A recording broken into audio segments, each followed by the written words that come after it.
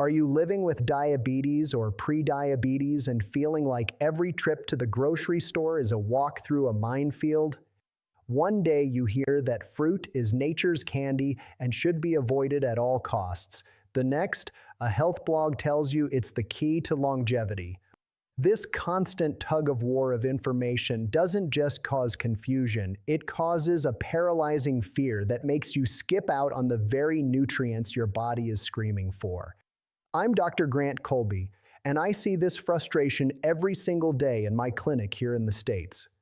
I've watched patients stand in the produce aisle, staring at a carton of blueberries, literally afraid that one wrong choice will send their blood sugar into a tailspin. Some of you have been told no fruit ever, while others are eating it without a plan and wondering why their glucose monitor is giving them scary readings. Today, we are putting an end to the guesswork. I'm going to reveal the 10 best fruits that can actually help stabilize your blood sugar and the 5 seductive fruits you need to be extremely careful with.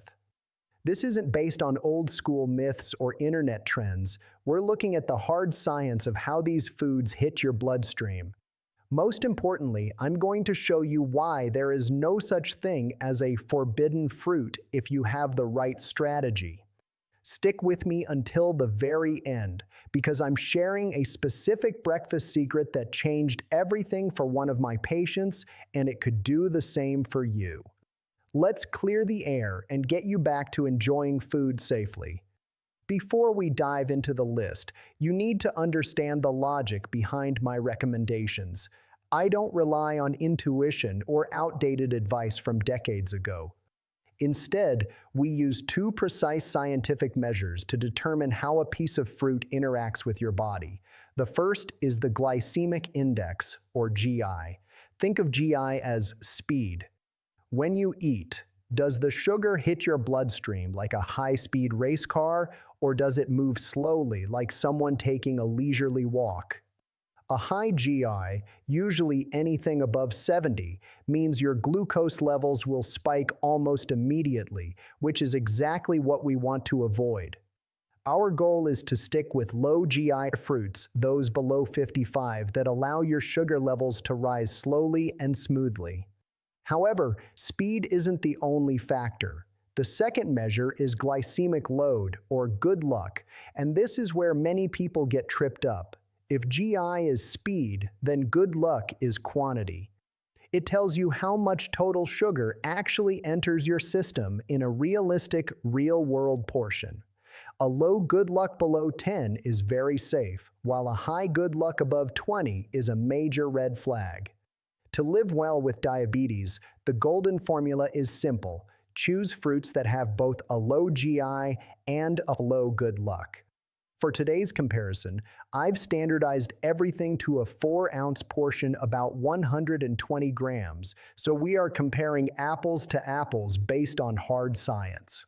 If you want to take control of your health with this kind of evidence-based guidance, make sure to subscribe to the channel and turn on notifications so you never miss a life-changing update. Now, let's start our countdown of the top 10 best fruits for your blood sugar. Let's start the countdown of the fruits you can enjoy with total confidence, beginning with number 10, the pear. Pears might taste incredibly sweet, but they are surprisingly safe for your metabolism. They carry a glycemic index of 38 and a glycemic load of only 4, making them an excellent choice when you are craving something sugary but want to keep your numbers stable. Coming in at number 9 is nature's own doctor, the apple. An apple isn't just a snack, it is essentially health insurance in the palm of your hand, with a GI of 39 and a good luck of 6. But I want to share a professional secret that makes a world of difference. Always eat it with the skin on. That peel contains pectin, a soluble fiber that sweeps away bad cholesterol, something my diabetic patients need to prioritize. Think of the skin as protective armor that forces your body to absorb the fruit's sugar much more slowly. At number 8, we have passion fruit, which I call the sleep helper. With a GI of 27 and a good luck of 5, it is fantastic for glucose control. As a bonus, passion fruit acts as a natural sleep aid, and as any specialist will tell you, high-quality sleep is a non-negotiable pillar for maintaining stable blood sugar throughout the following day. Moving to number 7, we have oranges, but there is a massive catch you need to understand. I see this mistake every day. People assume orange juice is the same as the fruit. It isn't. When you juice an orange, you throw away the protective fiber and keep about 25 grams of pure sugar. This sends the glycemic load skyrocketing above 20, a high alert level. Drinking juice is like pumping sugar directly into your veins, but eating the whole fruit with its segments is different because the fiber holds the sugar back, keeping the good luck at a safe 5. Let me tell you about a patient of mine named Robert. He was 67 and had been managing diabetes for a decade. Every morning, he'd squeeze fresh juice from 4 oranges, feeling virtuous about his natural choice. Yet, his morning blood sugar readings were consistently stuck between 170 and 180. He felt defeated because he exercised and avoided candy. When he told me about his healthy breakfast, I had to deliver the hard news. He was starting every day with a sugar bomb. I asked him to try an experiment. Swap the juice for 1 whole orange. Within just 2 weeks, his morning readings dropped to the 140 seconds without changing his medication. Robert was amazed that such a simple shift could fix a 15-year habit. He even felt more satisfied because fiber fills you up in a way juice never can. Moving to number 6 on our list, we have the kiwi, a fruit I like to call the double warrior. Kiwi is a fascinating surprise because it has a glycemic index of 38 and a glycemic load of 9. But the reason I rank it so high isn't just about the sugar control. It's because kiwi contains powerful antioxidants that specifically help lower blood pressure. For anyone living with diabetes, high blood pressure is often enemy number 2, and the kiwi helps you fight both battles at the same time. It is a powerhouse, well worth adding to your weekly grocery list. At number 5, we find the cardiovascular queen, the strawberry. These are one of my personal favorites to recommend. Strawberries have a GI of 41 and a good luck of only 3, which means they have almost zero impact on your glucose levels. But the real magic lies in their anthocyanins. These are potent antioxidants that shield your cardiovascular system, which is the most vulnerable part of the body for someone managing diabetes. If you are looking for a frequent, safe dessert, strawberries are your best friend. Rounding out this group at number 4 is a tropical superstar, the guava. You can forget about those expensive, trendy supplements because a single guava has a remarkably low GI of 23 and a good luck of just 3. This is the perfect time to debunk a dangerous myth I hear constantly, that people with diabetes must avoid fruit because fructose ruins the liver. That is completely false.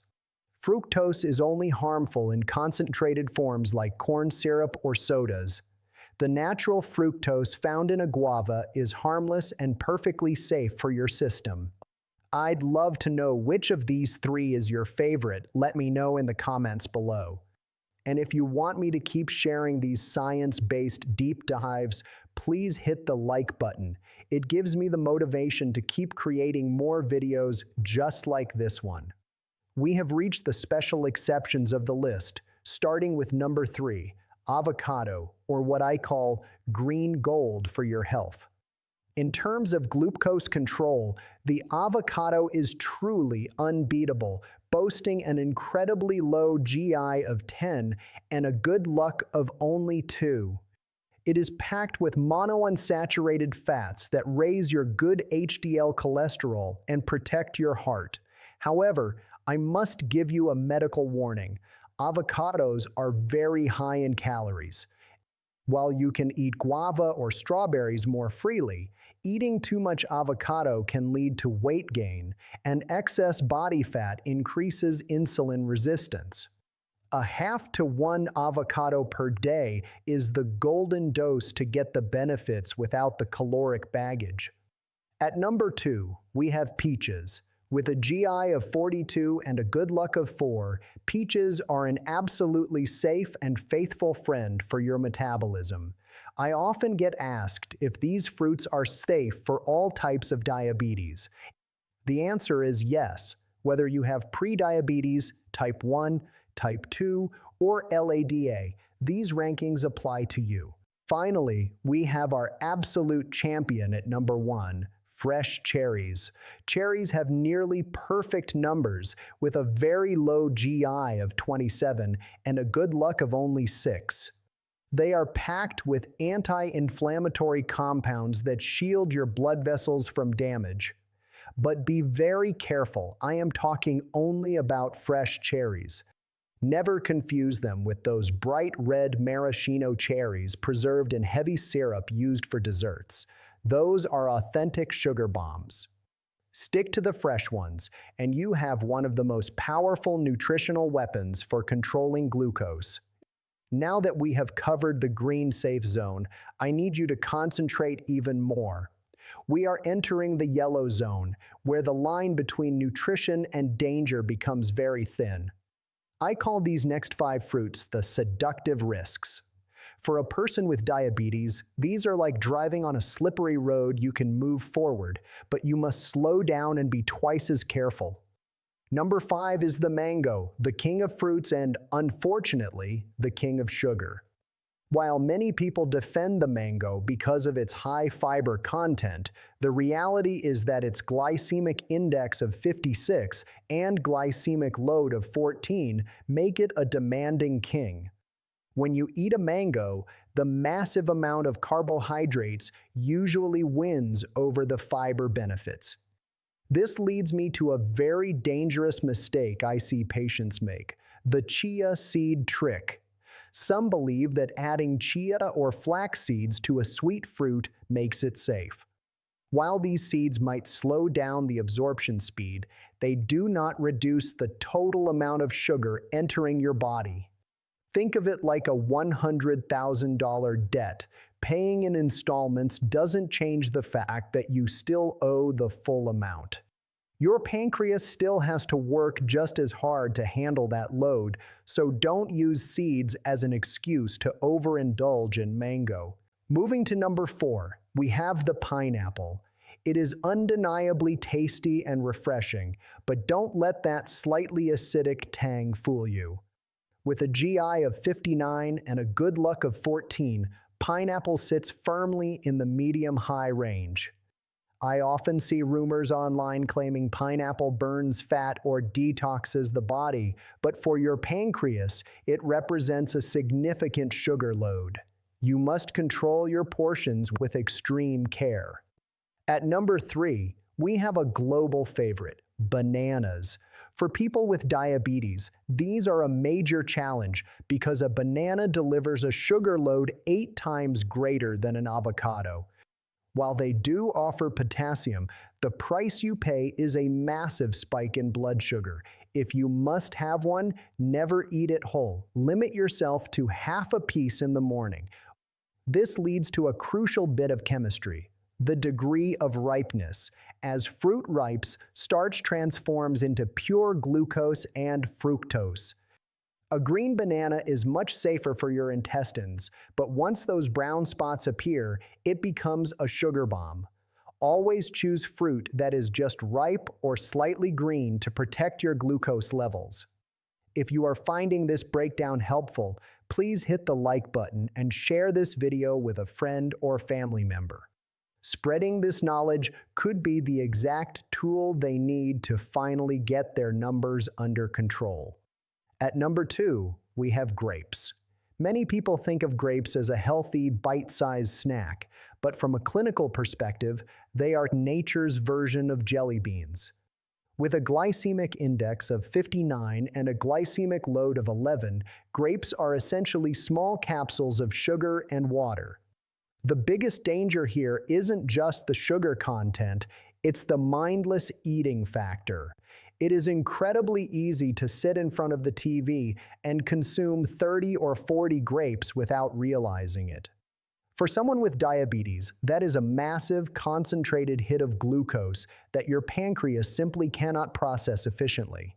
If you love grapes, you must treat them as a rare garnish, not a primary snack. Finally, we reach number 1, watermelon. This is what I call the watermelon paradox. If you look at the glycemic index, watermelon has a scary score of 72 to 80, which is very high. However, its glycemic load is only 5. How is that possible? It's because watermelon is 92% water. You would have to eat a massive amount of it to get a large dose of sugar. While it is technically safe in small amounts, it's still in the caution zone because it digests so rapidly. It's like a quick flash of energy that can still cause a sharp, albeit short, spike. My advice for watermelon is the same as for papaya. Enjoy a small slice on a hot day, but never make it the centerpiece of your diet. I want to leave you with one final vital piece of advice. Don't try to overhaul your entire life overnight. That is a recipe for burnout. Instead, start with what I call the first victory. Tomorrow morning, don't worry about dinner or next week's meal prep. Just focus on getting breakfast right. Swap that glass of orange juice or that sugary cereal for a couple of boiled eggs and half an avocado, or perhaps some fresh guava. When you start your day with stable blood sugar, you stop the roller coaster before it even begins. You'll find your mind is clearer, your energy is more consistent, and you'll have the mental strength to make better choices at lunch. Remember, managing diabetes isn't about perfection or living a life of no. It's about making intelligent, informed swaps. Knowledge truly is your best medicine. While the information I share today is based on clinical experience and nutritional science, please remember that every body is unique. This video is for educational purposes and should not replace the personalized medical advice from your own healthcare provider. Always consult with your doctor before making significant changes to your diet or medication. Thank you so much for spending this time with me and for your incredible support of this channel. If you found this guide helpful, please hit that subscribe button and turn on the notification bell. By doing that, you'll be the first to know when I release new evidence-based strategies to help you live your healthiest life. I'm Dr. Grant Colby. Take care of yourself, and I'll see you in the next video.